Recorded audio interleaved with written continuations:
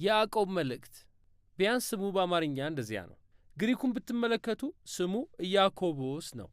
ይህ የዕብራይስጡን ያዕቆብን ይተካል። ለዚህ ነው ብዙ የጥንትና አዳዲስ ትርጉሞች ስሙን ከእንግሊዝኛው ጄምስ ይልቅ ያዕቆብ የሚሉት። እኛም በዚህ ቪዲዮ ላይ በዚህ ስም እንጠራዋለን። በአዲስ ኪዳን ብዙ ያዕቆቦች አሉ።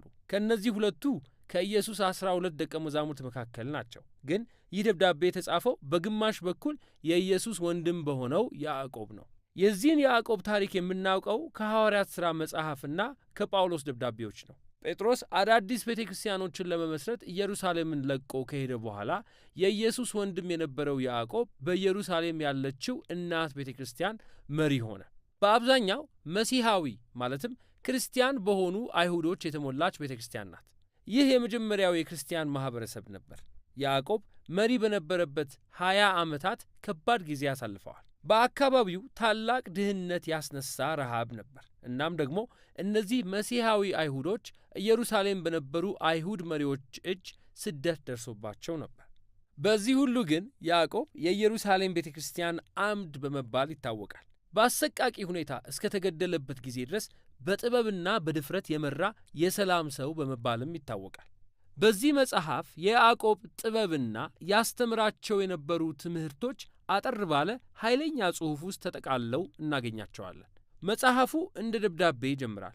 ከእስራኤል ምድር ውጭ የሚኖሩትን መሲሐዊ አይሁዶች ሁሉ ሰላም ይላል። ግን ይህ ጽሑፍ ጳውሎስ እንደሚጽፋቸው ደብዳቤዎች በአንድ አጥቢያ ቤተ ክርስቲያን ውስጥ ያሉ ችግሮችን የሚዳስስ ጽሑፍ አይደለም።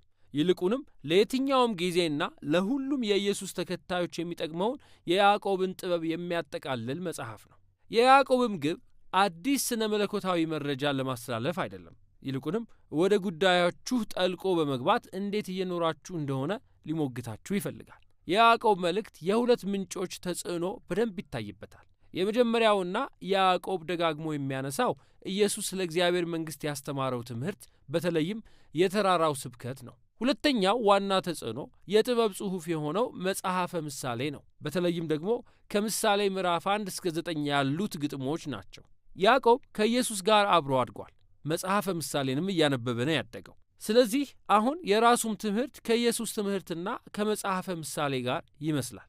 በእነሱ ቋንቋና ምስሎች የተሞላ ነው። መጽሐፉ በዘይቤና በቃል ለመያዝ በሚቀሉ ባለ አንድ መስመር አባባሎች የተሞላ አጭርና የሚሞግቱ የጥበብ ንግግሮችን ይዟል። በመሠረቱ ያዕቆብ ኢየሱስ ስለ ሕግ በሰጠው እግዚአብሔርን መውደድና ባልንጀራን እንደ ራስ መውደድ በሚለው የሙሴ ሕግ ማጠቃለያ መሠረት በመኖር መሲሐዊ ማኅበረሰቡ በእርግጥም ጠቢብ እንዲሆን እየጠየቀ ነው። የመልእክቱ ዋና ክፍል ያለው ከምዕራፍ 2 እስከ 5 ሲሆን ይህ ክፍል የእግዚአብሔር ሕዝብ ለኢየሱስ መንገድ በሙሉ ልባቸው እንዲያድሩ የሚያስተምሩ 12 አጫጭር ትምህርቶችን ይዟል።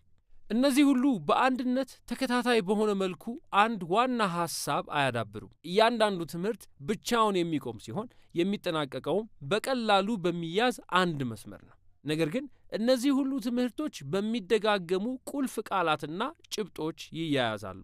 በጣም አሪፍ ነው። የመጽሐፉ ዋና ክፍል ሲጀምር 2 ትምህርቶች አሉ። የመጀመሪያው ስለ ማበላለጥና ስለ ፍቅር ነው። ያዕቆብ የሚጠቅሙንን ሰዎች እንዴት እንደምናስበልጥ ያጋልጣል። ይህን ማድረግ የማይችሉትን ሰዎች ደግሞ ብዙውን ጊዜ ችግረኞች ስለሆኑ ችላ እንላቸዋለን። ያዕቆብ እንደሚለው ይህ ኢየሱስ የገለጠው ፍቅር ተቃራኒ ነው። እውነተኛ እምነት ምን እንደሚመስልና እንደማይመስል ወደ ማሳየት ያልፋል። ስለዚህ አንድ ሰው በእግዚአብሔር ላይ እምነት አለኝ ካለ ነገር ግን ችግረኛ ወይም ድሃ የሆነን ሰው ችላ ካለ የዚህ ሰው እምነት ሙት ነው ይላል ያዕቆብ። እናምናለን የሚሉትን ነገር በድርጊታቸው ይክዳሉ።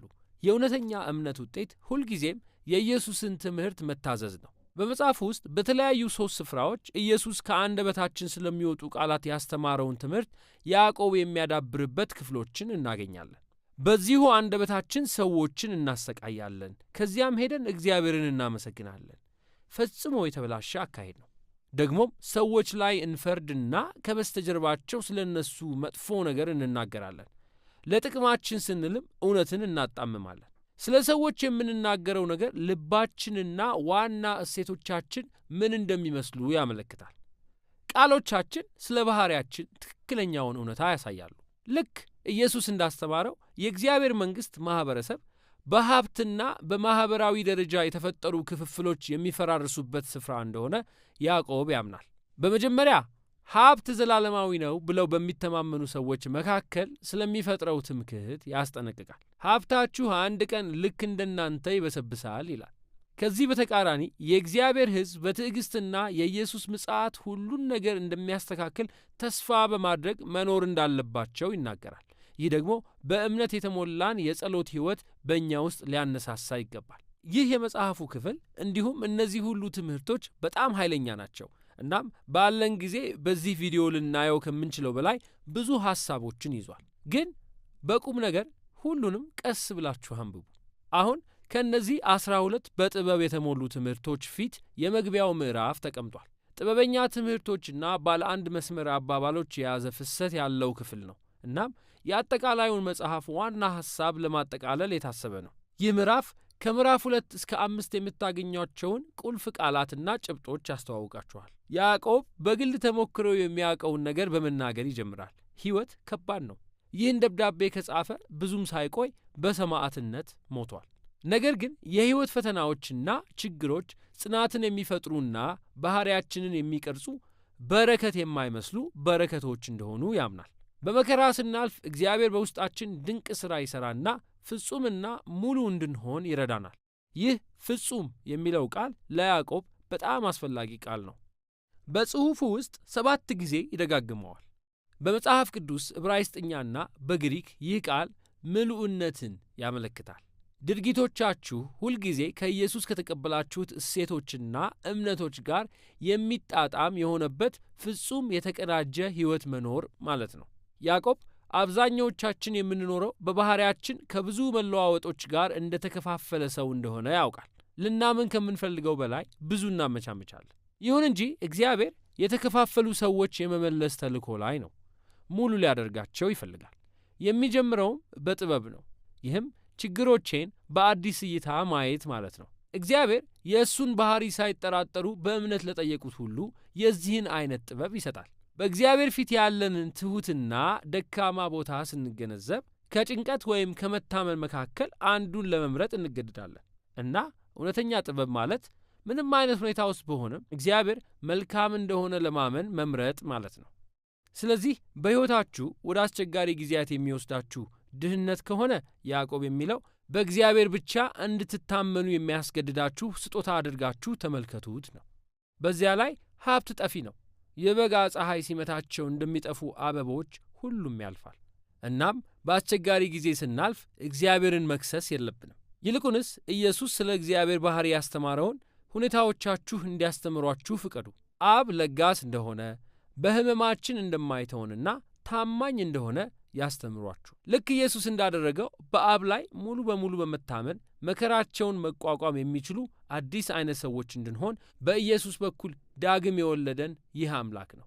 ይህ አዲስ ፍጥረት ደግሞ የእግዚአብሔርን ቃል ስንሰማ ብቻ ሳይሆን የሚናገረውን ስናደርግ የምናገኘው ነው። ያዕቆብ እዚህ ጋር የእግዚአብሔርን ቃል ፍጹም የሆነው የነጻነት ሕግ ሲል ይጠራዋል። እዚህ ጋር የሚጠቅሰው በኢየሱስ በኩል ወደ እኛ የተላለፈውን ከሕግጋት ሁሉ ታላቅ የሆነውን ትእዛዝ ነው። ይህም እግዚአብሔርንና ባልንጀራችንን ለመውደድ ነጻ አውጥቶናል እና ያዕቆብ የዚህ አይነት ፍቅር ምን እንደሚመስል በተግባር ያሳያል።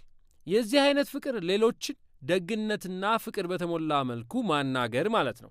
ድሆችን ማገልገል ማለት ነው። እንዲሁም ለእግዚአብሔር ብቻ ሙሉ በሙሉ በመሰጠት መኖር ማለት ነው። በ12ቱ የምዕራፍ 2 እስከ 5 ትምህርቶች በጥልቀት የምናገኛቸውን ቁልፍ ቃላትና ሐሳቦች ሁሉ ይህ መክፈቻ ምዕራፍ እንዴት እንደያዘ ታያላችሁ። ያዕቆብ በኢየሱስና በመጽሐፈ ምሳሌ ጥበብ የተሞላ ሰው ነው። የራሱን ጥበብ በሚገልጽበት በዚህ ጽሑፉም ታላቅ የሆነ ስጦታ ሰጥቶናል። ኢየሱስን ለመከተል ለሚፈልጉ በውብ ሁኔታ የተቀናበረ ጠጣር መልእክት ነው። የያዕቆብ መልእክት ጭብጥ ይህን ይመስላል።